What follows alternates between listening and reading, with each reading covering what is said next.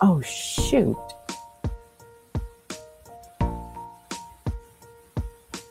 I forgot about this. To go with that.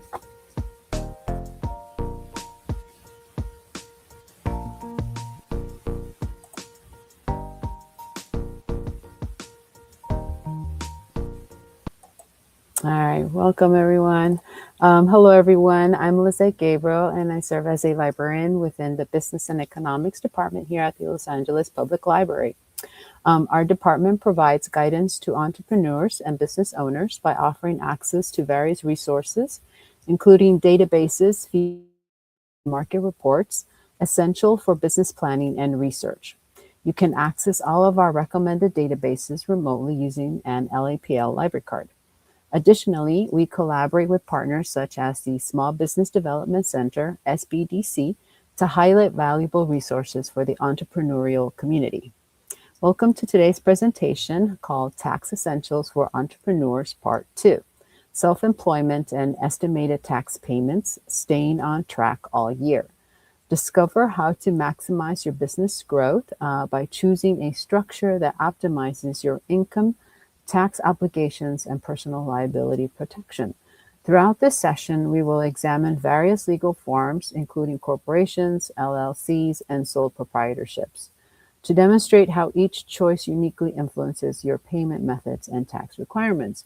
Today's presenters are Colette Moore and Dr. Chevy. If you have any questions, please, throughout the presentation, please go ahead and put them in the comment section of the the comment section box. You should also know that today's program is being recorded. So if you have any other sort of things to do, don't worry. The program will be recorded and on the library's YouTube channel. Okay. So I will start and hand it over to Colette. And here we go. And hello, everyone. And thank you, Lizette, for having us join the library again today. We love partnering with you. We know that there are small businesses in our area in Los Angeles that need this information, especially about taxes and how you can stay on track. So thank you for that. Welcome. Again, I'm with Colette Moore with the Small Business Development Center. I'm a former business owner, and I had a staffing business at one point. But for the SBDC, our goal is to help businesses to start, to grow, survive the many changes that are happening, and then also to succeed. And so I'm excited to be on today with our second version. Lizette mentioned myself, Dr. Chevy, and I do want to introduce Dr. Chevy. Dr. Chevy has been a longtime advisor with our PCR, Small Business Development Center, and really developing our financial literacy program, making sure that our small businesses are aware. We saw during the pandemic that there was a gap, that small businesses don't really understand their numbers. And so this is the opportunity for small businesses to learn. All of this is going to be free of charge for you. It's your wonderful taxpayer dollars that pay for this service, but I encourage you all to learn all that you can today from Dr. Chevy and then apply it with an advisor with the SBDC. It's nothing to just learn it.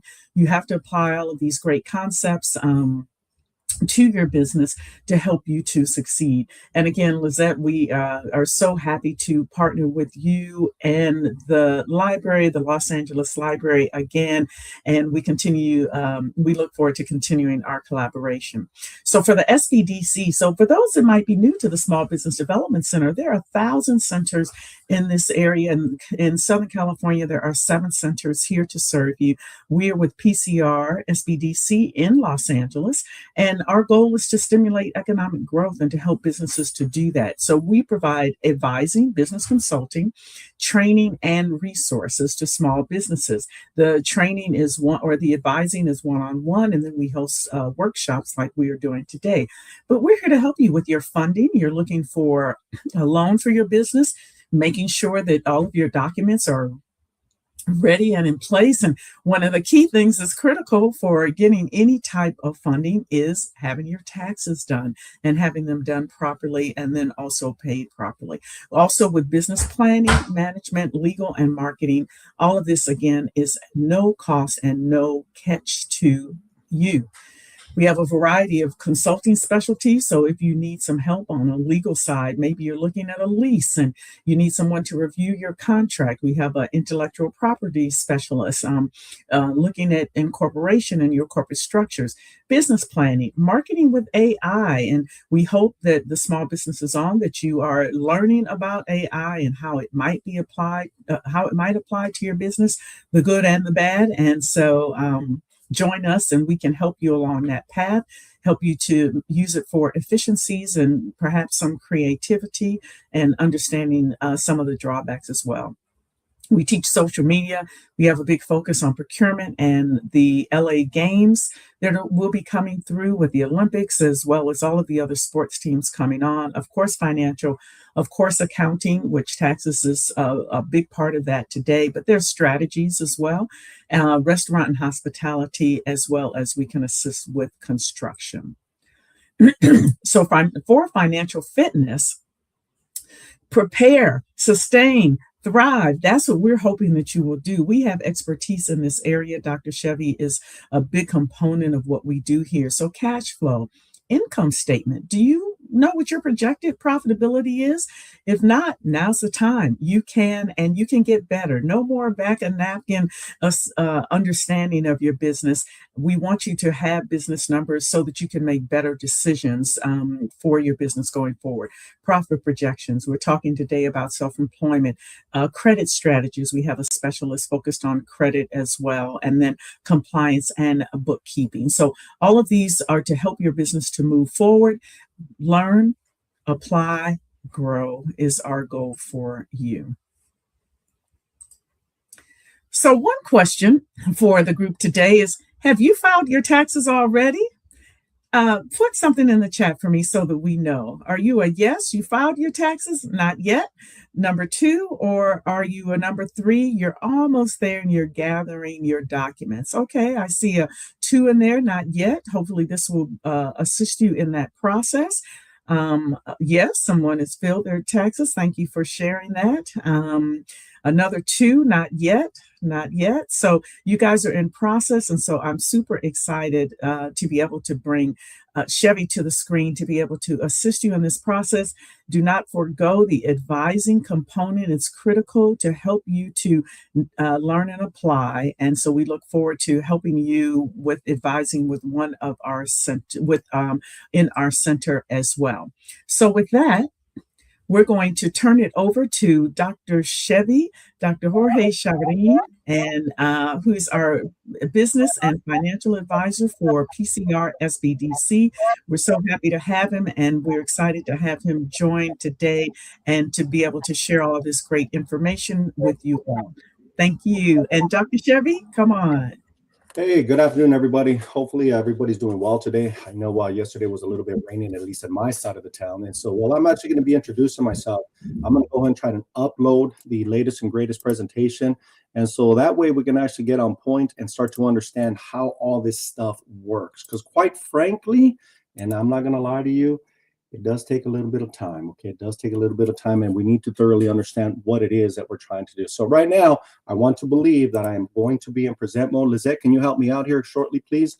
And to see if we actually have the PowerPoint presentation that should be up there. Now, while she's doing that, let me give you a little bit about my background. So basically, I'm a retired United States Marine. I did 24 years of active service, and actually, when I got out, what I did is I actually took advantage of all, and I do mean all, of my quote-unquote educational benefits, and there were a lot of them. Because of that, I was actually able to go ahead and get my MBA degree. I got a doctorate degree. Believe it or not, I actually became a full-time professor. Yes, the Marines were not that quote-unquote, we are jarheads, but at the same token, we have actually quote-unquote ruined some stigmas that are out there. So yes, I got my doctorate degree. I became a full-time professor. Shortly thereafter, I actually became a department chair, and then I had the privilege of actually meeting Colette at an event. Woo! I don't even remember. 2019, I think it was. I think it was right before COVID. And quite frankly, I was actually going through a transitional phase, which basically means that, hey, like everybody else, I got let go. I'm not going to lie to you. I got let go. I didn't really get let go. What they did is they eliminated my position. So there was a merger and an acquisition that took place, a business term, and a larger university came in and bought the smaller university that I was working for, even though we were nationwide. And lo and behold, they did away with my position. No harm, no foul. I was in a crossroads. God is good in the sense that I was able to meet Colette, and she offered me an opportunity. And we've been together ever since. She's provided me a lot of latitude with regards to developing what I believe is going to be extremely beneficial to the small business community. And quite frankly, it's been a great journey. It has been a great journey. Now, things always evolve. Okay, things always evolve with quote unquote the small business community. Through all my presentations, I like to give a lot of tips. Here is tip number one. Just because you had a business plan when you started your business, it doesn't mean that you just file it away. It means that you come back to it year after year. Now, what do I mean by that? Well, quite frankly, if the business model is working for you, great. Now, let's take a look at the performance zone, the cash flow projections. Am I actually meeting my goals? Am I meeting my goals? And if my performance, indicate one thing, and my actuals, basically, once a little bit of time is passed over. So, for example, if my performance said that during months 1 through 3, I was going to be profitable by, I don't know, $30,000, but I didn't meet that threshold, there's an opportunity for you to go back to revisit your business plan. But more than that, though, you're going to be utilizing those cash flow projections, a pro forma, as a metric, as a guide. If I met them, great. If I didn't, I need to start pivoting. What in my business plan is quote unquote not really helping me out at this point? All right, guys, along the way, I'm going to give you a lot of tips. What I want you to do is go ahead and get a pencil, get paper, and write it down, because quite frankly, I shoot from the hip. And what I mean by that is I don't have a structured layout of what I'm going to talk about. If it just comes to mind and I feel that it's deemed appropriate, I will share that tip with you. All right, guys, go ahead and get started. As a disclaimer, though, before we actually do that, please understand that the workshop is for general informational purposes only. It does not constitute legal, tax, or financial advice. Participation in this session does not create an attorney-client and or tax advisory relationship. For guidance about your specific situation, please consult with a qualified legal and or tax professional.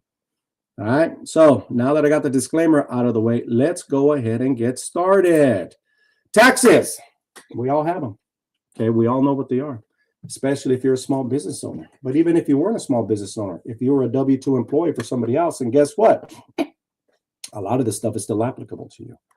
You know, we actually have today, the focus is going to be on businesses only. But please understand one thing, okay?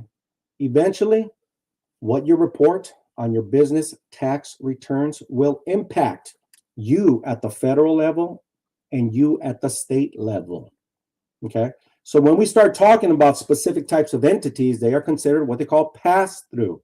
Pass-through basically means that's going to pass through to your social security number. Now, the big question, well, Chevy, I got an EIN number. Well, that's great. You should have an EIN number, okay? You should have an EIN number. I'm going to show you why you need that EIN number, okay? But I'm also going to show you how you legally pay yourself if you're in a specific type of business entity. For example, as a sole proprietor, legally speaking, you cannot be an employee of your business. You can have employees. You just can't be an employee of your business, and I'm going to show you exactly why. The DBA, as in doing business as in you filed a fictitious business statement with your respective counties. Same scenario as a sole proprietorship. You can have employees, but you can legally not be an employee of your business. My good old favorite hybrid, the limited liability company, the one that I hear the most quote unquote fallacies out there. If you get an LLC, you'll save on taxes. I'm here to break that myth. No, you will not. No, you will not. The sole proprietor, the DBA, the limited liability company, they all get taxed the same way. They all considered pass-through entities. Now, at the end of the presentation, towards the end of the presentation, I'm going to show you exactly what that means. But I'm also going to show you basically what the IRS has to say about what's considered income, what's considered a deduction, how your business structure is impacted by FICA, how your business entity structure is impacted by SECA, if it's applicable to you, and a lot of other taxes that actually get included in the mix. Now, right now, what you see in front of you is what we call the federal income tax. Well, guess what? That's at the individual rate. And yes, as I stated already, okay, I stated this already, your small business will impact you individually at the federal level. It's called adjusted gross income. We'll talk about that here a little bit more shortly, okay? State income, same thing. Good old state of California is going to go ahead and tax you as well. And I'm going to give you the second tip while I'm on that topic, okay? If you ever owe taxes to either the federal government or the state government, I implore you, okay, I implore you to go ahead and talk to the state of California first. Okay, they are notorious, and I do mean notorious. They are very, very aggressive when you owe them back taxes. They will not hesitate to get into your business bank accounts and take what is owed. And I actually personally experienced that twice over. I thought I was being slick, and guess what? I was not. They went into my business bank accounts. They took what I owed, and it was a complete quote unquote mind-blowing from my perspective. Okay, so you can actually deal with the federal government, the state of California. They don't want to do anything called offers in compromise. Okay, what you see up there is also what they call the franchise tax, okay, which is applicable to what they call limited liability companies and C corporations. Now, here's another tip for you. Okay, the S corporation, it is not a business entity. Okay, S corporation is nothing more than a tax strategy. Okay, say it with me, tax strategy, because I elected to be taxed as an S corporation. You will surely understand exactly what that means here at the end of the presentation, because I'm going to show you a side-by-side comparison of a limited liability company and a limited liability company taxed as an S corporation. And you will see the power that the S corporation has over the limited liability company. But more than that, you're going to see why we actually implement that strategy. Okay, so again, S corporation is not a business entity, it is a tax strategy. All your documents start at the state level. So when you filed your documents with the state, whether it be a limited liability company or a C corporation, your documents will always showcase your business entity as a reference. So for example, if you're doing business as an LLC in California and the name of the business was The Jock, it'll say The Jock LLC and or The Jock L period C period, whatever the case may be. If it was incorporated as in a C corporation, it'll say something like INC and or incorporated, but it will never, ever, ever, ever say S corporation at the end of your business name. Okay, now, if I go back to the federal income tax, okay, please understand that when it gets to that level, once we have a revenue, we take care of all the expenses, because your first obligation is to pay the expenses of the business. What you're left over is going to be what they call your operating income. Sometimes they'll call it net profit. Sometimes they'll call it net income. It really just depends, right? It really just depends. It's going to pass through, though. That operating income is going to pass through towards, or should I say net profit, is going to pass towards your federal income tax. Now, what's it going to be taxed at? It depends on you, the individual. Because at that level, okay, the taxes are actually tiered. And it ranges anywhere between 10% to 37%. Okay, 10% to 37%. And how you're going to know what you're going to get taxed on, it's really going to depend on how you file. Single, head of household, married filing jointly, whether you're implementing a standard deduction, whether you're implementing an itemized deduction, it really, really just depends. Now, if you're a straight up C corporation, however, that net profit / net income, you're automatically going to be charged 21%. 21% right from the get-go. Here comes the state of California, though. The state of California is going to say, hey, we recognize that you're operating it out of my backyard. So therefore, they're going to come in and do their own quote unquote tiered system. And it's going to go anywhere between 1% to 13.3%, but on average, it's going to be about 8.84%. So that net profit, net income, if you're operating as a C corporation, automatically taxed by the state of California. All right. Everything else is going to be applicable to quote unquote through your social security number. Now, the franchise tax, okay, this is for the limited liability companies and the C corporations. It gets a little tricky in that regard. Okay, it gets a little bit tricky in that regard. So this is what the says.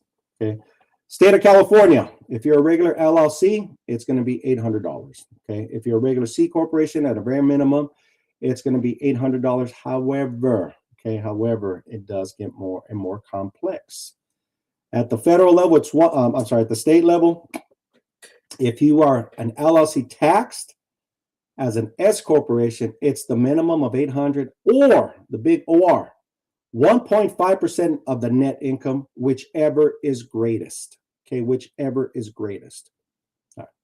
If you're a C corporation, again, minimum $800 or 8.8%, whatever is greater, right? Whichever is greater. So I say this to you to let you understand and help you understand that just because you operate in a certain perspective, you got to understand what taxes are going to be applicable to your scenario, okay, to your scenario. Now, it gets a little bit worse, okay, because guess what?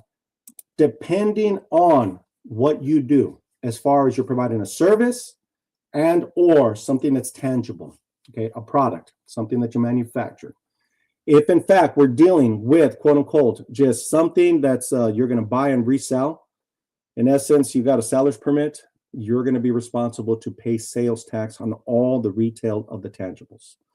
This can include furniture, electronics, clothing, whatever the case may be. If you buy something to resell it for quote unquote at a markup for a profit, you are responsible for paying your sales tax. How often do you pay that? Well, not theoretically, but you should be paying it on a quarterly basis. Some small businesses actually do it on a monthly basis. Who do you pay that to? The California Department of Tax, Fee, and Administration. Okay, the California Department of Tax, Fee, and Administration. Now, gross receipts tax. What is that one? Well, that's basically the LLC. Okay, that's basically the LLC. So you have to pay, if you go over the threshold of $250,000, in addition to the $800, that's a requirement, okay? And that's regardless if you make a profit or not. You can make $0. You can operate as a business loss, but guess what? The state of California is still going to require the $800 annual tax from you. Now, if you get past the $250,000 mark, then in addition to the $800, you're also going to be responsible for an additional $900 and so forth. It is a tiered system, okay? It is a tiered system. Excess tax, okay? If in fact you are in the industry that actually sells fuel, alcohol, tobacco, once again, you have to go ahead and register with the California Department of Tax and Fee Administration, and you are going to be responsible for paying taxes on those. For fuel, about 36 cents a gallon. For alcohol, about $3.30 a gallon. For tobacco, $2.87 per pack. For cell phone plans, quote unquote, $10.67. The list just goes on and on and on. So again, with the nexus tax, it just depends on the industry that you're in. And now the service tax. Now, this is actually normally tied to the creation of tangible items. So if you're creating something from a raw material, okay, it's going to be applicable to you as well. Now, that's going to vary on the type of industry that you are in. So again, when it comes to taxation, it really is very unique to how, or should I say, what you are actually providing as far as a service, and or if you're providing something that's quote unquote considered a product. Now, guess what? We got more taxes, guys, as you were. We don't have more taxes. That's pretty much a summary of pretty much every tax that you should be exposed to depending on your industry. But as you can see, when we take a look at the summary of taxes, we got to consider the federal tax. We got to consider the state tax. We got to consider for an LLC, the California annual tax. If we're an LLC, we still got to consider the gross receipts tax. Sales tax, if we're actually selling something for a profit.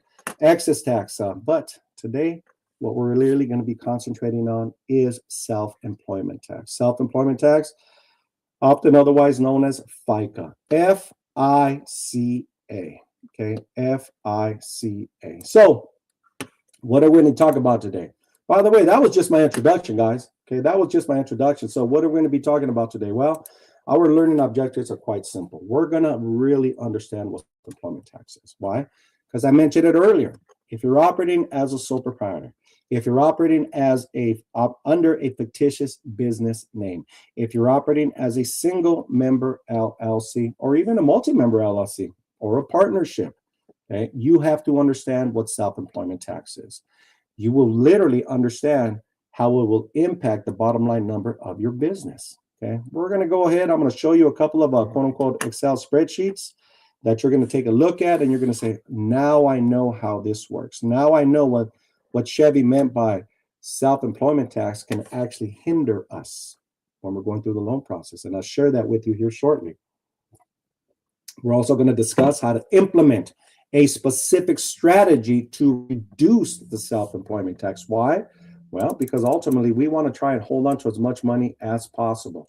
Because ultimately, we want to be in a position whereby we go from being pre-venture, as in I have a thought of what I want to do. My business is in business and I become profitable. But then ultimately I want to be quote unquote sustainable. Now, what does it mean to get to that level, the sustainability level? Well, from my perspective, from my experiences, and if you ask me in a professional setting, I would say you surpassed the 3-year mark and you were profitable for the last 3 years. What exactly does that mean? Well, if you consider the IRS, they say, hey, you have to be profitable in a 5-year time span. At least 2 of those years have to be profitable. If we can get to 3rd years where quote unquote you're sustainable, or should I say profitable, you're probably reaching that threshold to be sustainable. And when you become sustainable, here's another tip for you. Guess what? Your small business can actually have a retirement plan associated with it. Okay. You can get a solo 401k. If you got employees, you can get a SEP RIA. You can get a simple IRA. You know, it really just depends on your certain scenario, but you can be an entrepreneur. You can be just one individual. Okay. And you can have a retirement plan. And I'll give you the example. My small business has a retirement plan. Because of that, I'm able to go ahead and squirrel away more retirement money than when I was actually fully employed. Okay, because my retirement plan allows that. So there's certain ways, certain strategies that we can utilize, that we can put money away into our retirement plan. And at the same token, the beauty of it can lower your adjusted gross income. If you're not familiar with those terms, come back to me. I'll teach you some more so you can better understand. All right. So learning objectives, again, we're going to understand what the self-employment tax is, also FICA. We're going to understand what the bottom line number of your business really represents and how FICA/SECA can actually impact the bottom line number of your business. And then we're going to implement a strategy to reduce the self-employment tax. All right, guys. So before I actually continue on forward, this is what I call my sound business structure. Okay, my sound business structure. Now, what does that mean? Well, if you come through the PCR doors, okay, Pacific Coast Regional Small Business Development Center, and you are one of my clients, and or pretty much any other peer that I have, okay, the one thing that we want to ensure is that you have a sound business structure. What does it look like, right? This is what it looks like. At the bottom of this pyramid, you have to have the appropriate documentations, the legal documents that basically scream, I am a small business. Okay, I am a small business. Now, if it means that you're operating as a DBA, as in doing business as, it means that you filed your fictitious business statement with the county.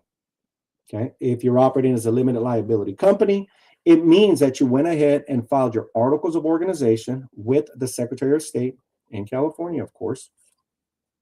It means that you updated your statement of information. It means that you developed an operating agreement. Here's a hint for you guys, tip number 5 for you do-it-yourselfers out there. Yes, you can set up your own limited liability company, okay? Or we can help you. In most cases, however, we forget to actually develop an operating agreement. But why it's so critical? Well, quite frankly, okay, the operating agreement is actually going to be the one document that is not filed anywhere.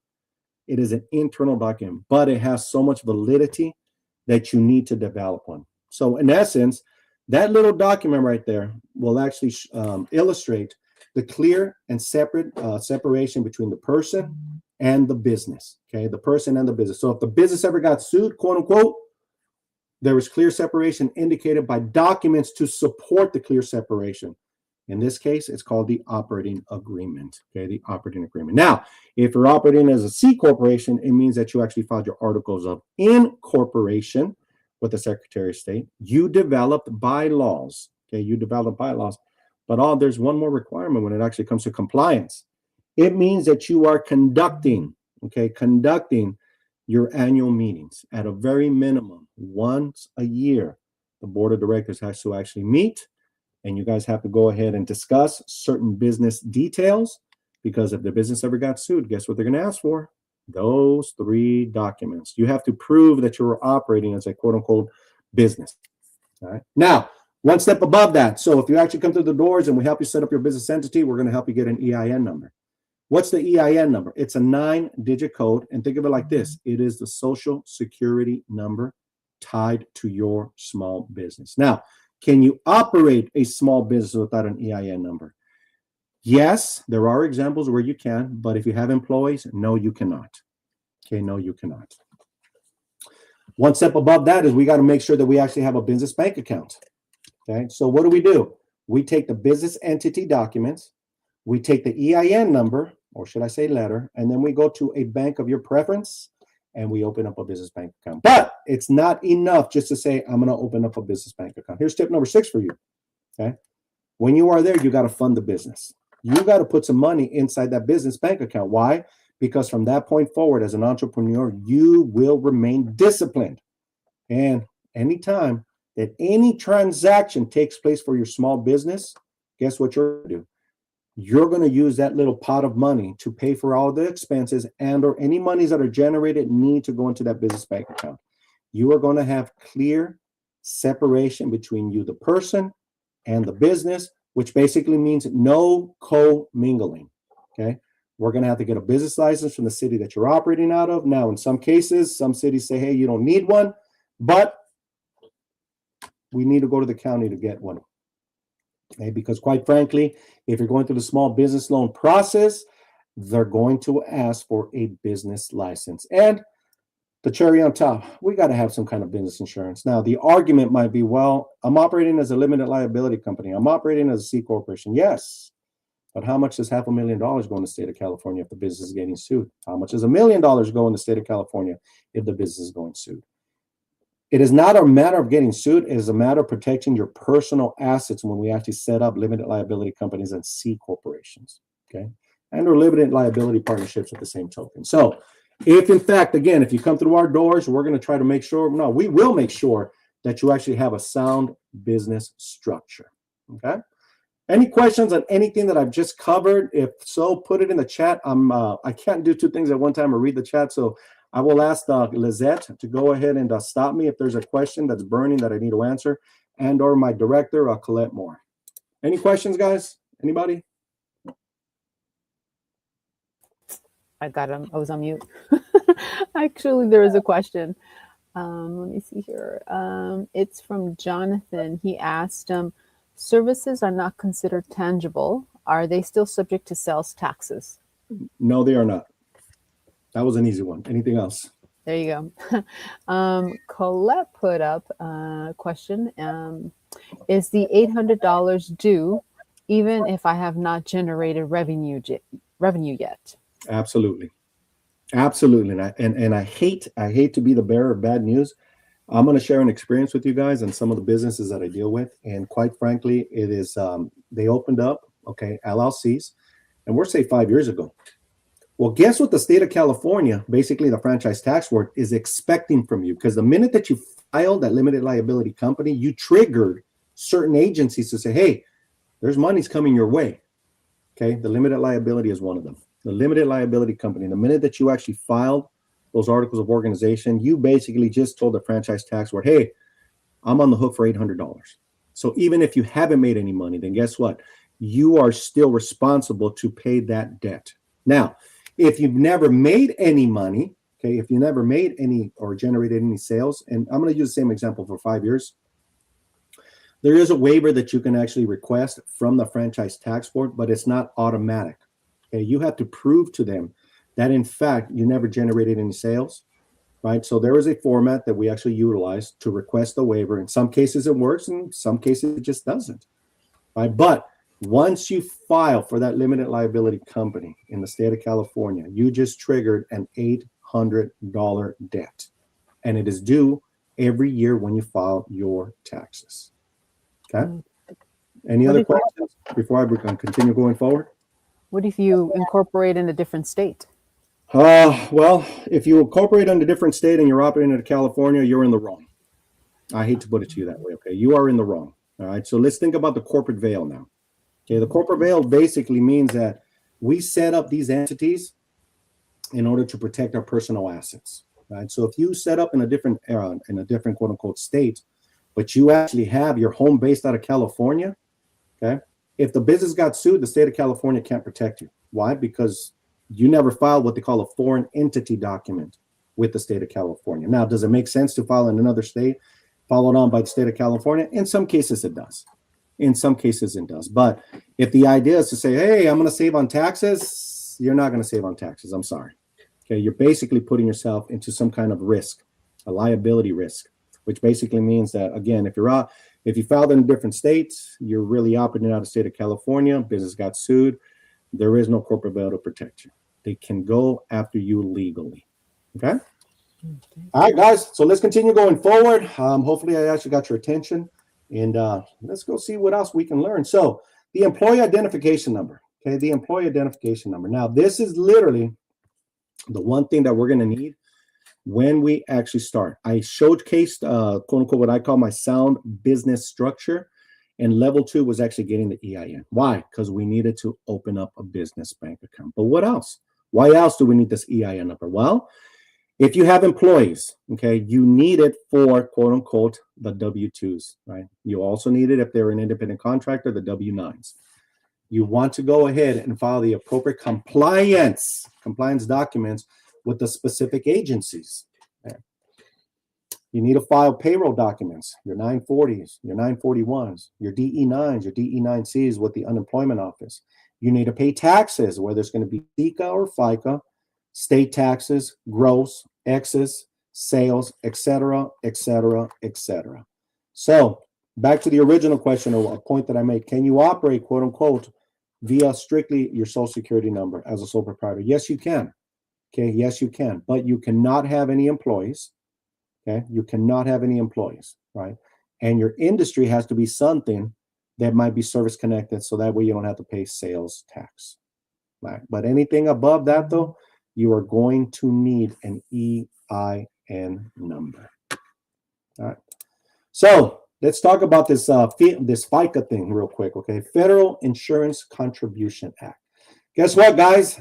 Nobody is immune to this. Everybody has to pay into this. If you are a W-2 employee of your business, okay? If you are a W-2 employee of business, and or you are a W-2 employee of a business, okay, of a business, we all got to pay into this.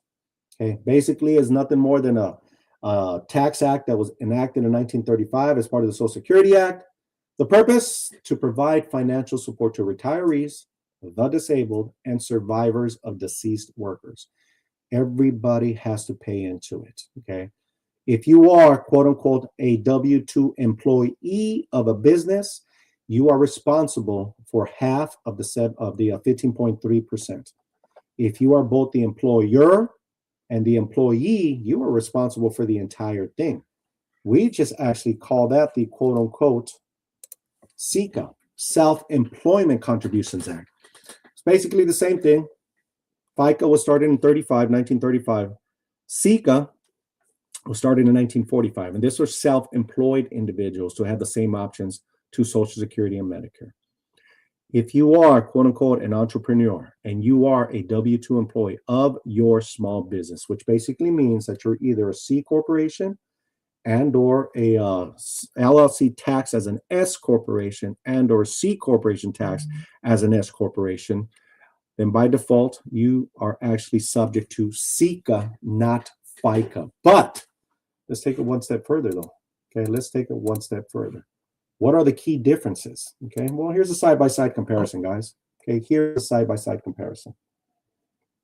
Again, if you are a W-2 employee, okay, FICA is applicable to you, which means that we pay 15.3%. Everybody does.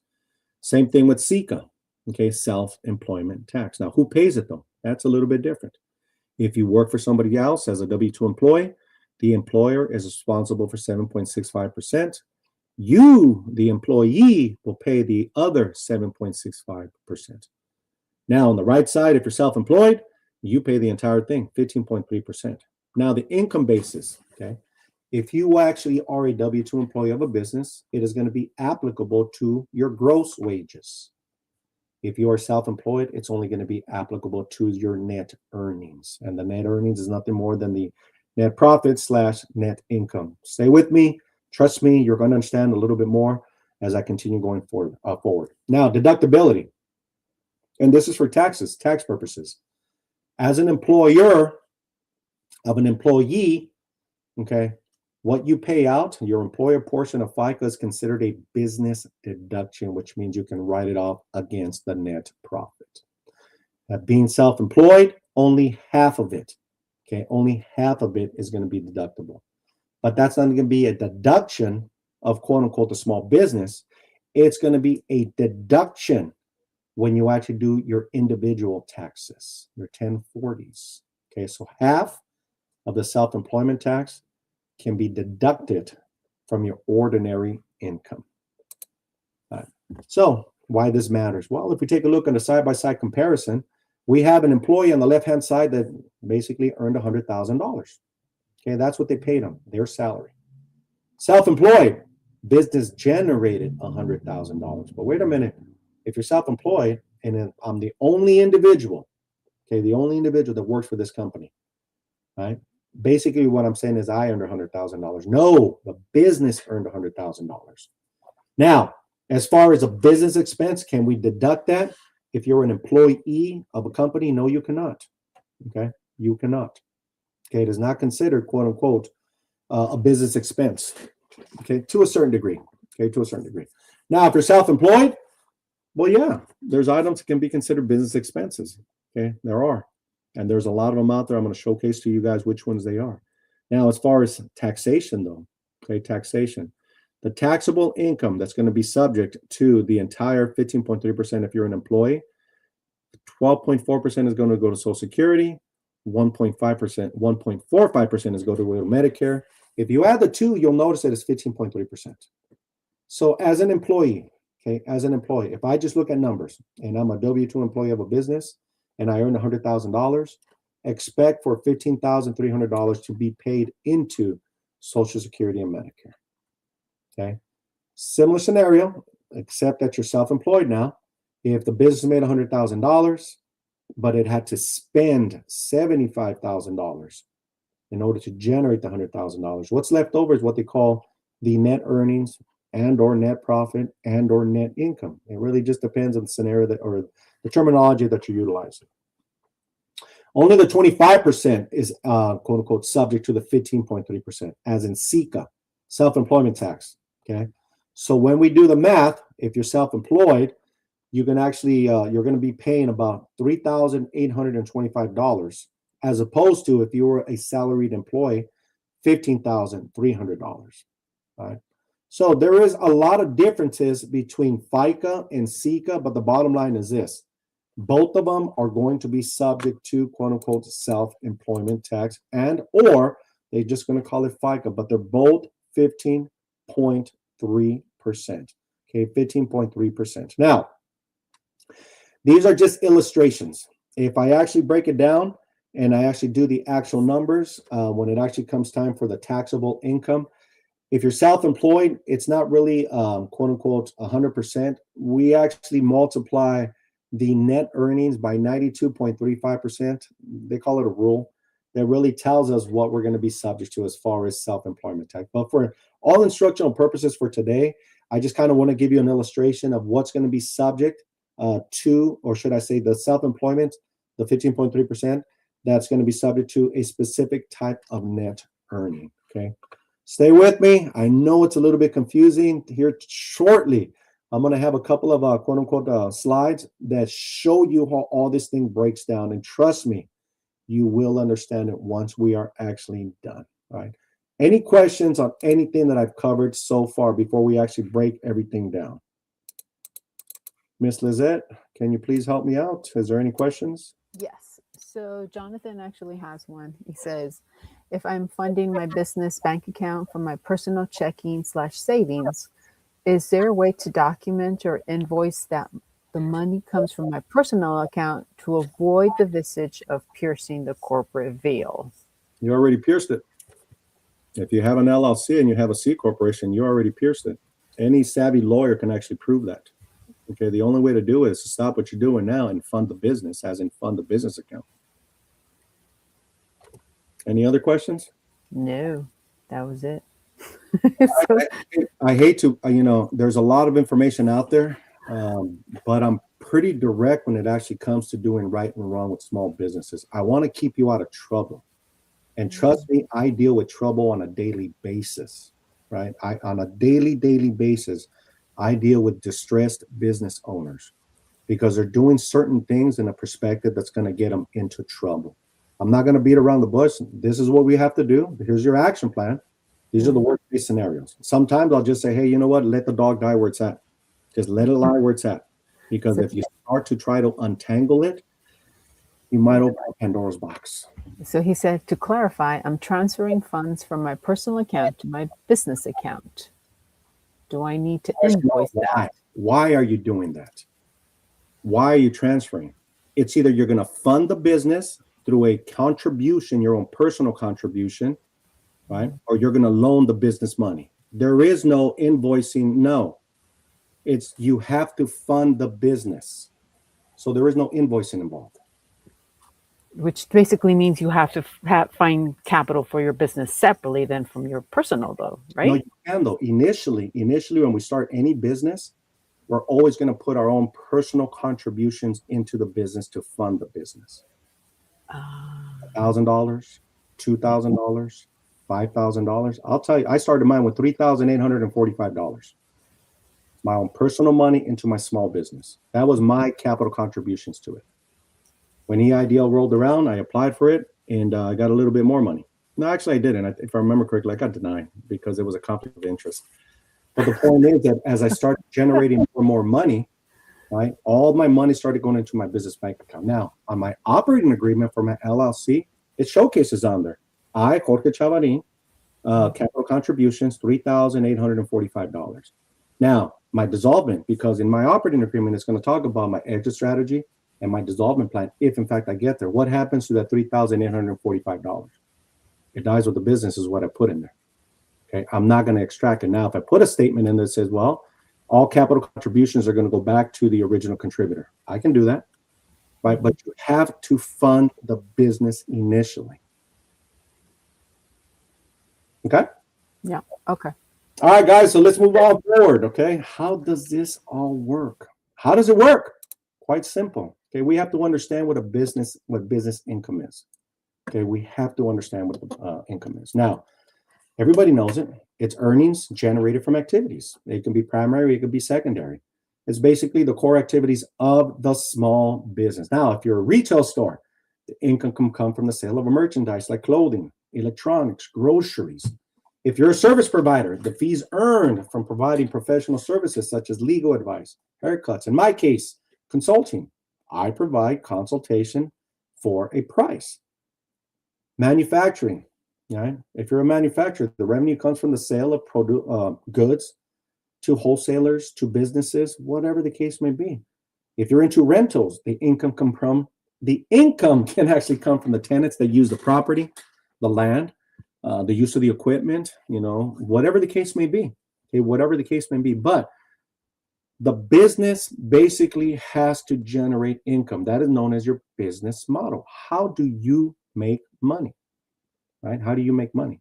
Now, I started off with the business plan. I started off with actually saying we have to revisit the business plan every year. We have to go ahead and do our cash flow projections and utilize them as a quote unquote metric to see how the business is doing. If we're not meeting those metrics, then we go back to the business plan, we revamp it, we revisit the business model to say, okay, this isn't working. Why is it not working? Okay, why is it not working? Well, we have to go ahead and analyze that and then figure out if we need to pivot, if we need to bring in a marketing team, if quote unquote, whatever the case may be. We just have to figure it out. But we have to understand that we have to generate income. Without any income, the business is going to go ahead and cease to exist. Okay, it's going to cease to exist. Now, an expense, though. What is a business expense? Well, sometimes I call them tax write-offs, but here's the key verbiage to quote unquote a business expense. Okay, It has to be, quote unquote, it has to meet two specific words to be considered a business expense. It must be ordinary and necessary of the business in order to generate, quote unquote, revenue. So there is a correlation between the expenses and, quote unquote, the sales, okay, the generated sales. What I always like to say, I actually borrowed this word, or should I say, borrowed this phrase from a motivational speaker that I listened to, Les Brown. Right? He always used to say, write this down, write this down. Well, I want you to write this down because it's in red for a reason. If you have to spend money to make money, the expense can be classified as a deduction. Please understand that, again, it needs to be ordinary and necessary to be considered a business expense. Now, here is, quote unquote, another tip for you. Okay, here's another tip for you. If I put 3 CPAs in a room and I ask them what a business expense is, they're going to have 3 different answers. Why? Because it's up to interpretation. It is up to interpretation. Just remember, ordinary and necessary. Let me give you an example. Okay, I consult for a living. People pay me to analyze their financials. People pay me to go ahead and develop an action plan for their small business. People also pay me as a tax strategist. This is what you need to do to increase your pocketbook. Okay. In those arenas, okay, in those arenas, if all of a sudden I have a client and I sent her, okay, flowers, is it ordinary and necessary of my business? No, the answer is not. So what happens if I try to write it off as a business expense to just lower my taxable income? I'm in the wrong is what happened, number one, because I should know better. But number two, if my business got audited, okay, if my business got audited, there's something called the proof of burden. Okay, the proof of burden. This is basically, it's like going to trial. Okay, going to IRS trial. You have to prove to the auditor that that expense was ordinary and necessary of the business, but you also have to provide the proof of burden, which is the receipt. Here's tip number 8 for you guys. Okay, just because you have a business bank account, do not rely on the transactions recorded on that business debit card and or that business credit card. You have to produce the proof of burden, which is your receipts. Anytime there is a transaction with your small business, you should be capturing that transaction, okay, with your receipts. Now, if you use QuickBooks, all you got to do is take a little picture of it, and guess what? It uploads into the cloud and is there forever, okay? You don't have to go ahead and keep hard copies of it. But I would encourage you to do that anyways, just as a backup, okay? So again, expenses, they have to be, quote unquote, ordinary and necessary. Now, what kind of expenses are out there? There's a lot of them, okay? So if we're talking about a cost of goods sold, basically this is what they call the direct cost of raw materials, inventory, or labor to create something, a product, right? So if you're in the restaurant industry, the food. If, quote unquote, you are a custom upholstery shop, all the raw materials that you need to create something. Those are all considered cost of goods, okay? Wages and salaries, okay? Those are considered expenses of the business, okay? Rent and utilities, those are considered expenses of the business. Marketing and advertisements, same thing. Insurances, same thing with an exception, okay? With an exception. The insurances for general liability, property, and workers' compensation can be a write-off. Okay, because most time they're ordinary and necessary of the business. Now, if you are, quote unquote, operating as a sole prop, a DBA, and an LLC, okay, you are not an employee of your business. So therefore, you cannot write off your personal health insurance against it, okay, because it's not a business expense. The employees, however, they can. You can write it off as a business expense if you offered health insurance. Okay, but all other insurances associated with your small business, guess what? They are tax deductions, all right? Business expenses, basically. All right. Now, qualified business income deduction, okay? One of my favorites, right? Also known as a 199 alpha deduction. Believe it or not, this thing did not exist prior to the Jobs Act of 2017. What is it? Well, it's applicable to ordinary income, basically pass-through entities, which is a sole proprietorship. You operating as a DBA, you operating as a limited liability company, right? An S corporation, right? If you're an active participant in the S corporation, right? QBIT is applicable. What is that? Well, it's actually similar to what they call the standard deduction for the individual.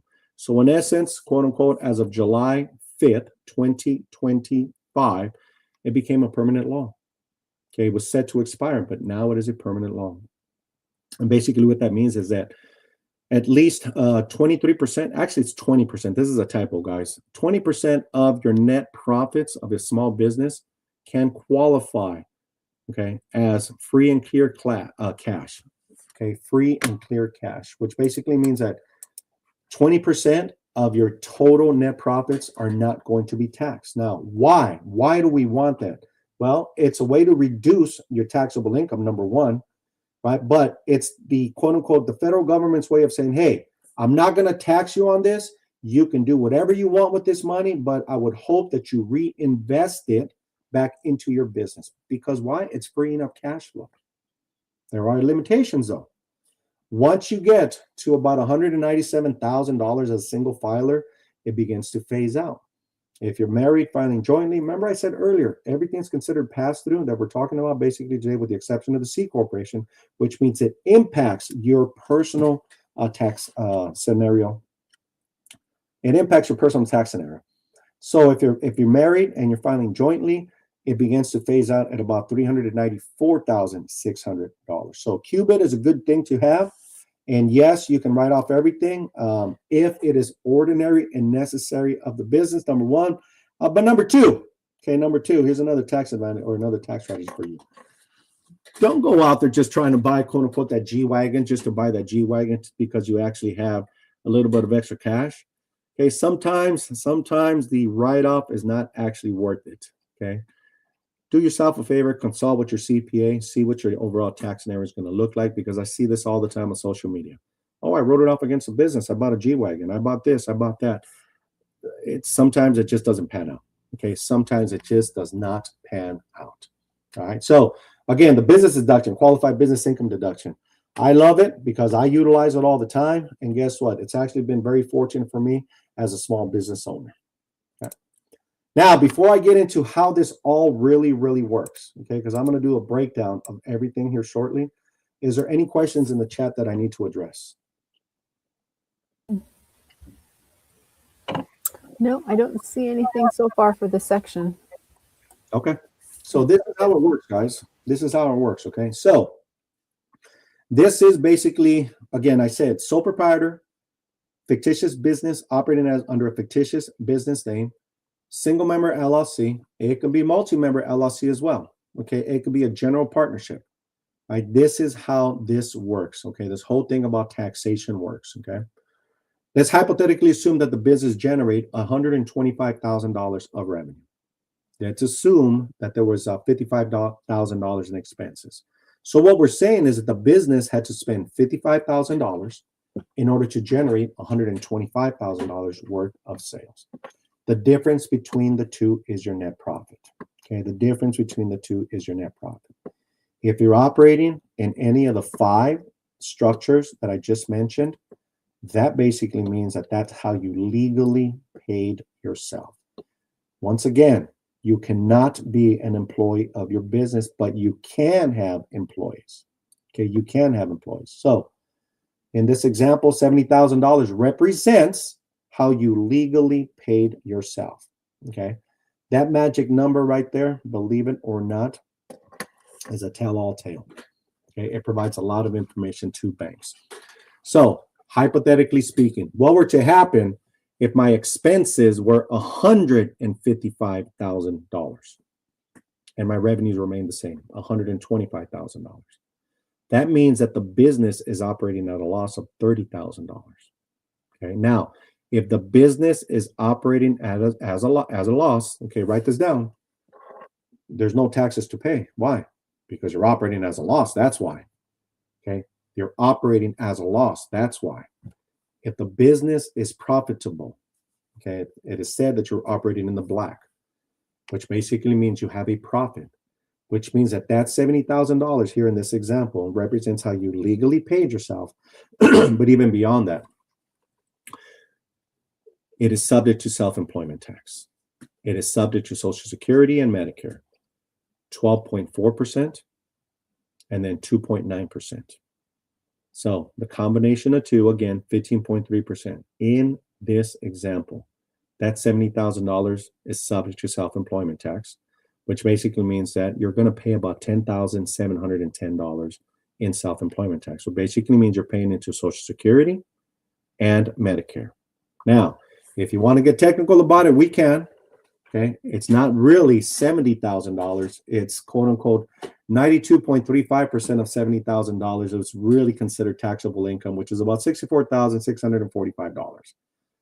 But for all intents and purposes, I want you to see the bigger picture and just remember, if you're operating as a sole prop, if you're operating as a DBA, if you're operating as an LLC, if you're operating as a partnership, okay, if you're operating as quote unquote a multi-member LLC, which is basically a partnership anyways, net profit represents how you legally pay yourself. Now, if you're a partnership, divide that by 2. So $35,000 will be for partner A, $35,000 will be for partner B. Each individual is going to be subject to their own self-employment tax. Okay, their own self-employment tax. Now, let's see what else happens then. So, how this all works, because ultimately, when we start to do our quote unquote quarterly taxes, we have to know how to try to calculate these things. All right, so let's take it one step further then. Cuban, the qualified business income deduction. Okay, qualified business income deduction. Because now that's going to go ahead and allow us to see how much we're going to owe in federal at the individual level and state taxes at the individual level. A sole proprietorship, a DBA, and an LLC and a partnership. Okay. The only thing they can actually tax you on, you personally as an entrepreneur, is self-employment tax. There is no federal and there is no state. Okay. You're still going to pay federal and state, but through your Social Security number. Okay. Through your Social Security number, which basically means pass through. All right. So this is how it works then. So again, business generated $125,000 in sales. It had expenses of $55,000. The difference was your net profit of $70,000. We calculated the self-employment tax, which is about 15.3%, right? So 15.3% of $70,000 is about $10,710. Now we got to go ahead and compute what the federal government says you don't have to pay taxes on. We want you to utilize this money to reinvest back into your small business to promote growth. Okay, 20%. Again, it's a miscalculation on this one, guys. I put 23%, but it's actually 20%. So I'm still going to stay with the 23% for right now, though. 23% of the $70,000. 23% of the $70,000 in this example is not going to be taxed. It's your way of trying to reinvest $16,100 into your small business. The difference between the two, okay, now provides you what your taxable income is going to be. Okay, what your taxable income is going to be. Now, if in fact, this was your only, and I do mean your only source of income, okay, the $53,900 represents what you would be taxed on at the individual rate. So it's going to be subject to federal taxes and it's going to be subject to state taxes. And if you recall, the federal system is a tiered system, and so is the state. Okay, they are tiered systems. There's no quote unquote, here's your tax rate. No, it really depends. At the federal level, there's 7 tiers. Part of it's going to be taxed at 10%, part of it's going to be taxed at 12%, part of it's going to be taxed at 22%, and so forth. Okay, but if this was your only source of income, and I'm not including, right? I'm not including because I know what some of you are going to say. Well, what happens to when I file my personal taxes? Why are you saying that $53,000 is going to be subject to quote unquote taxation for the individual rate? Because when you do your personal taxes, it's in the showcase, quote unquote, that you made $53,000, $53,900 in this example. Well, that $53,900 is actually going to be subject to standard deductions and or itemized deductions, but I'm not going to talk about that. Okay, I'm trying to keep it very simple. Just understand that the $53,000 in this case is going to be subject to federal income tax and state income tax. On average, at the federal level, it's going to be about 18%. At the state level, it's going to be about 7%. So when we say, 18% of $53,000, That's about $9,702, and 7% of $53,000. That's about another $4,900. Total taxes paid potentially. Okay, again, this is just for simple terms, an overview. About $25,312.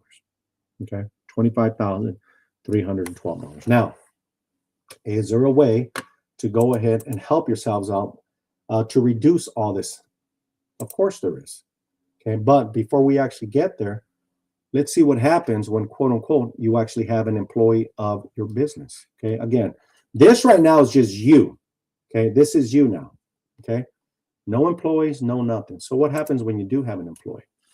Well, this is a side-by-side comparison of you operating without employees and you operating with employees. The only difference is the arrow, employee salary. Let's assume that we paid your employee $25,000. Well, that means that the net profit went from $70,000 down to $45,000. Now the equation changes. Okay, so that means that when you hired that employee, okay, you went from literally saying, well, I legally made $70,000 without an employee, but now because we have an employee, it is considered a business expense. It reduced my net profit to $45,000, which basically means now that $45,000 represents what you legally paid yourself. Okay, which means that the $45,000 is now going to be subject to the 15.3% of Social Security. And if you notice, it went from 10,710 down to 6,885. Okay, QBIT, it's still there, still applicable. Our total taxable income now went from 53,900 to 34,650, which means that if this was, again, our only source of income, we have to pay federal taxes, we have to pay state taxes. About 18% at the federal level, about 7% at the state level, and so forth. Okay, so total taxes paid without an employee, about 25,000, with an employee, about 16,000. As you can see, okay, the more that you have as far as a business expense is concerned, the less your net profit will be, which basically means your self-employment tax is also going to be reduced. But the net profit represents how you legally paid yourself. Okay, how you legally paid yourself. Any questions on anything that I just covered? It's a lot of information, guys. So far, no questions. But yes, that's a lot. It's a lot to decipher, right? It's a lot to grasp. But trust me, keep coming back, keep learning. I know this is going to be on YouTube. Keep looking at it. Trust me, it'll click. Okay. Actually, I do have a question. So when you go do your taxes, do you need two separate tax advisors, one for your business and one for your personal, or can you combine one person to help you with both? You can do one person to help you do both. I mean, CPAs are pretty good at their job. Just remember what the role of the CPA is, okay? And I'm going to leave this this actual representation, this illustration is actually a great example of what CPAs like to do, okay? The role of a CPA is simple, to reduce your tax liability, your tax burden. And people get happy, right? Mm-hmm. If you actually make a good living, you know, you're not going to walk in there anymore to a CPA's office and say, hey, how much am I getting back? What's my refund going to be? No, we go in there kicking and dragging, saying, how much do I owe this year? Right? How much do I owe this year? And so the CPA's role is to reduce your tax burden, to try to eliminate it.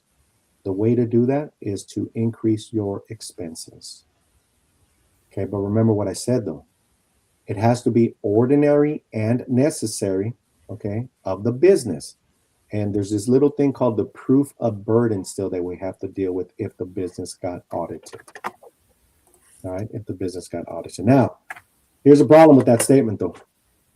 In some scenarios, and I see this quite often, the CPAs do such a great job that it's going to put you in a position where you're not going to be able to access capital, as in get a small business loan. Because that net profit, okay, basically in some cases we just call it the operating income. And then we can get creative and call it EBITDA, and then we can do add backs. It gets creative, okay? This is our way of trying to convince a lender that we can afford to pay back debt. If your net profit is extremely low, Okay, so I'm going to use the right side, the example on the right side, $45,000. Okay, and this was the business. Basically, what you're telling a bank is, I have $45,000. I generate $45,000 per year, and therefore I can pay back about $45,000 per year if I got a small business loan. All right, they call that the debt service credit ratio, right? The DSCR. So if for 1 year, if you came to me and says, hey, I need a loan, and in 1 year I said, well, your profit and loss statement showcases that your operating income is at $45,000. But to repay back that loan for 1 year, whether it was, I'm just going to say $50,000 at 10% for over 5 years, it's going to be about $1,000 a month. That means that you have to pay back $1,000 a month, which for an entire year now, it's $12,000. So do I have enough money? Is the business generating enough money to pay back $12,000 a year if my business is actually net profiting $45,000? The answer is yes. So it increases the likelihood of accessing the capital. Now, if it was conversely though, if the quote unquote net profits indicated that I could not service the debt for 1 year, it's going to lessen your chances of actually accessing the capital. Right? So the numbers play a big factor. CPAs play a big factor. Here's my advice to you, tip number 10. If you haven't done your taxes yet and you're looking to try to access capital, please let your CPA know, hey, I'm trying to access capital. Please make it look like I can afford a small business loan. Right? Those are the important words. Yeah. Well, quite frankly, I've dealt with a lot of clients whereby I said, hey, if you want the capital, this is what you're going to have to do. You're going to have to amend your taxes. But here's the problem with that statement that I just made, though. You just told the IRS, hey, by the way, audit me. Audit me, please, because I need to amend my taxes. They're not necessarily going to audit you, but it increases the likelihood of being audited. Right? So we have to have these detailed conversations with our CPAs before they file your taxes, if, in fact, you're going to be going after capital, as in a small business loan. A lot of good information, guys. We just have to learn how to play the numbers and understand the numbers. All right. So let's move forward then. Calculation tips. Kind of been going over them already, right? We got to estimate what our net incomes are going to be. How do I do that? Revenues and expenses. Revenues minus expenses equals the net income. Okay. Self-employment tax. How do I do that? Well, 15.3% of the net income is going to be your approximate quote unquote self-employment tax. Qualified business income. How do I do that? Well, we know that 20% of the net profits are not going to be taxed. So we have to consider all this in order for us to calculate what we have to pay for self-employment tax at the federal level when it actually gets to us, that it flows through us. At the state level, it really, really just depends on the type of entity that you have. So can we do that? Of course we can. We can file quarterly taxes. Okay, at the federal level, we can file Form 1040 ES. At the state level, we can file Form 540 ES. And for corporations, we can file Form 100 ES and pay our quarterly taxes. Now, in most cases, okay, if you're operating as a pass-through entity, you pay your taxes at the end of the year when you file your taxes. But do yourselves a favor, though. If you're going to utilize, if you're not going to pay on a quarterly basis, okay, if you're not going to pay on a quarterly, and this is only applicable to small businesses without employees, okay, without employees. With employees, you got to pay your quarterly taxes. There's no way around it, okay? But there's two things you can do. You can calculate, you can put money aside, stay disciplined, and say, I can't touch that money. Why? Because it's for my taxes at the end of the year. And or again, you can implement utilizing the quarterly taxes, the estimated quarterly taxes, all right? So it really just depends on your scenario. Me personally, I just wait till the end of the year, be quite frank, and then I pay everything off. But then throughout the year, I'm extremely disciplined to say, I know what I'm going to owe. So therefore, let me put my monies to the side already. Okay, let me put my monies to the side. All right, the S corporation election. Okay, my favorite, and I know I got about 10 minutes, so I'm going to try and get through this real quick, okay? It is a tax strategy. I said this in the beginning stages, okay? An LLC, limited liability company, can be taxed as an S corporation. A C corporation can be taxed as an S corporation. Now, normally when you file or you have these kind of entities, as soon as you do the filings, remember what I said, you just triggered the state of California that you're on the hook for $800, okay? Within 75 days, you have to elect the taxation election, S corporation election. Now, What happens if you don't? Then you become basically what they call a disregarded entity, which basically means you're not an S corp, which basically means you cannot implement this tax strategy to reduce your self-employment tax burden. Now, when you elect this tax strategy, basically what we have to do is we have to compute what they call a reasonable salary, which is very, very subjective. And then we're also going to take a K1 distribution. What exactly does that mean, though? Basically, what it means is a K1 distribution, think of it like this. The business wrote you, the person, a check. Okay, it wrote you a check. Stay with me. I'm going to show you how exactly that works. And trust me, it'll click. Okay. Now, the S corporation, it also does qualify for QBIT, qualified business income deduction, because it is a pass-through entity. And like an LLC, remember I said earlier, S corporation is not an entity. By default, you're still either an LLC and or C corporation, but both of them do provide liability protection, personal liability protection. So how does it work? Well, simply stated, on the left-hand side, it's a regular single-member LLC. On the right-hand side, it's an S corporation. Okay. The only difference between the two is the election. I filled out Form 2553. I submitted it to the IRS. And by the way, that's one of the only documents that requires a quote-unquote red signature. Cannot do it online. You have to download it. You have to sign it. You have to send it in. And it takes about 2 to 3 months to go in and process. Now, once I get that election, however, I become a quote-unquote an employee of my business, which means that my salary now, my reasonable salary, is going to be a business deduction. Okay, it's going to be a business deduction. So hypothetically speaking, this is what takes place. Business made 125,000, again, 55,000 in expenses. We got a net profit of 70K, side-by-side comparison. That's $70,000 if you're a regular single-member LLC disregarded entity. The entire $70,000 is subject to self-employment tax, which means you're going to pay about $10,710 in self-employment tax. The S corporation strategy is to help you lessen that burden. So therefore, now with the $70,000 net profit, you have to take a reasonable salary. Okay. What the IRS is you got to pay yourself first a reasonable salary, and then the remainder can be a K1 distribution. I got very aggressive with this number right here.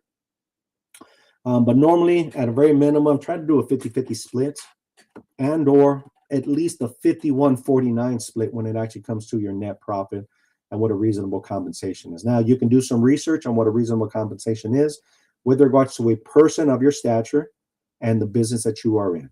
Right? And sometimes what you notice is that they might say reasonable compensation for a person in your position is $250,000. Well, that's not possible if the business only made 125.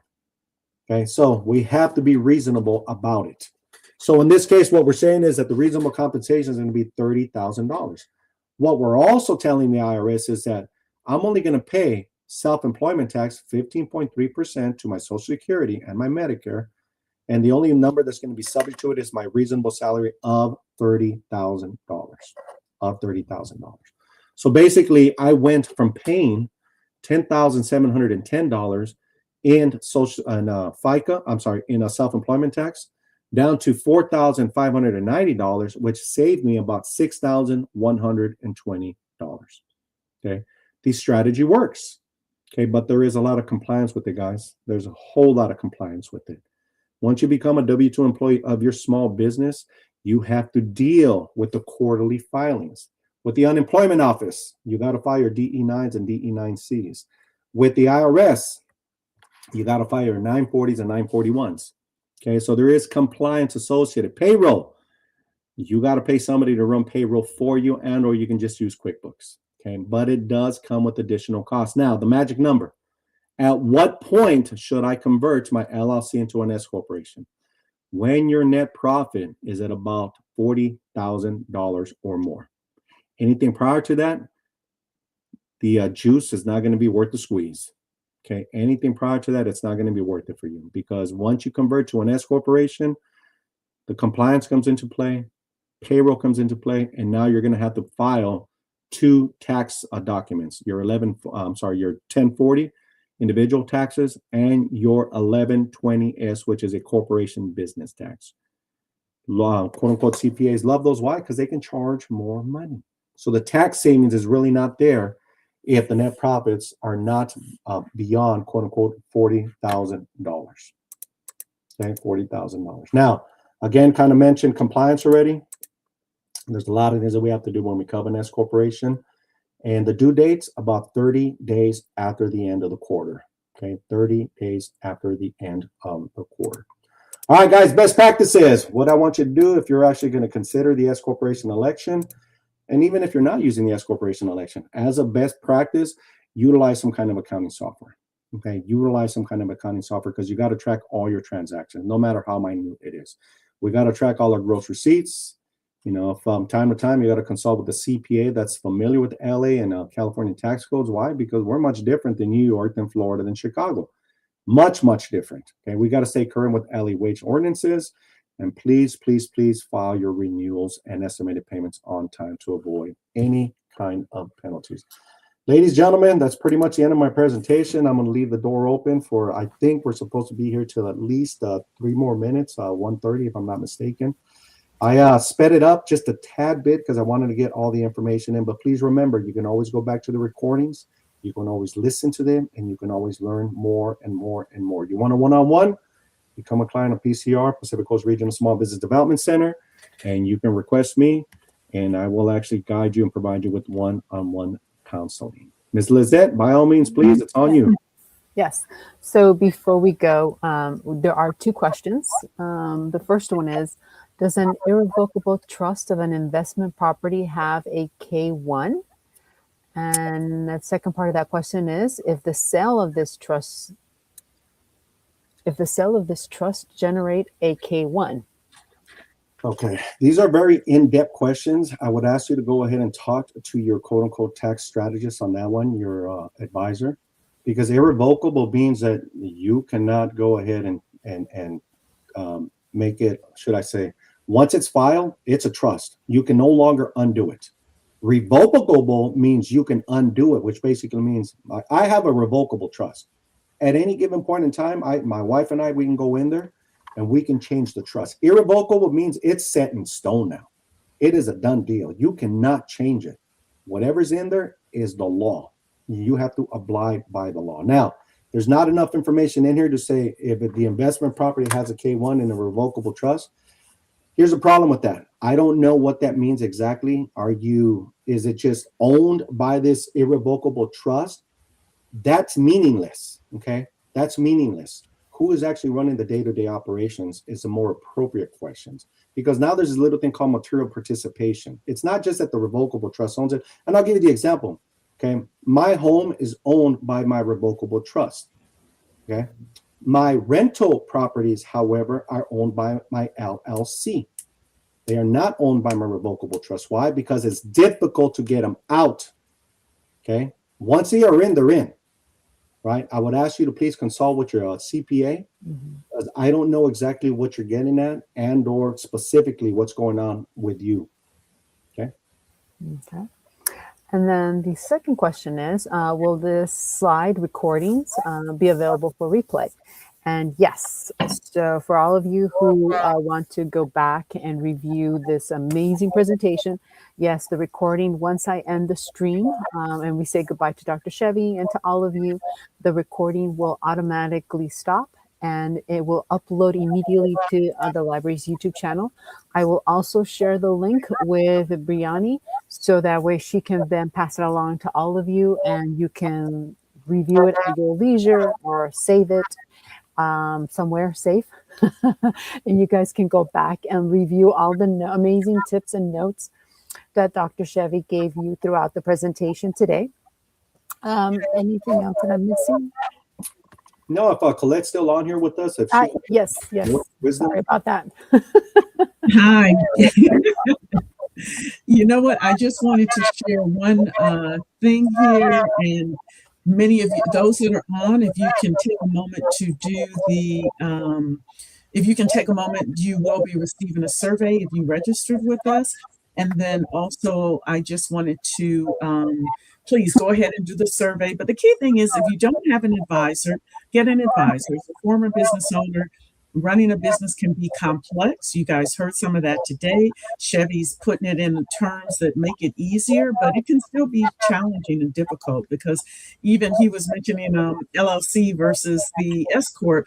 Even just you have tax documents, and then you have also corporate documents that you have to fill out. He also mentioned all of the compliance documents and the board meetings. So I got help from our legal advisor when I had my business with the other corporate compliance. And I wish I had taken this workshop before I started my business. So Dr. Chevy, thank you.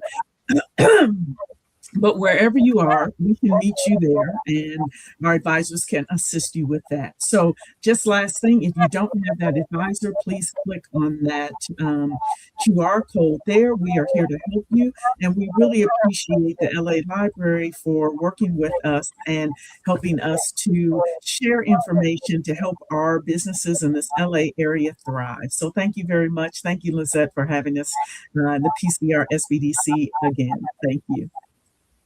Thank you, everyone. Have a great Thanks, afternoon. Dr. Chevy. Guys, enjoy the rest of your day. Appreciate you. Enjoy the weekend. It's right around the corner. Yep. Thanks for coming, everyone. Take care. Take care, guys.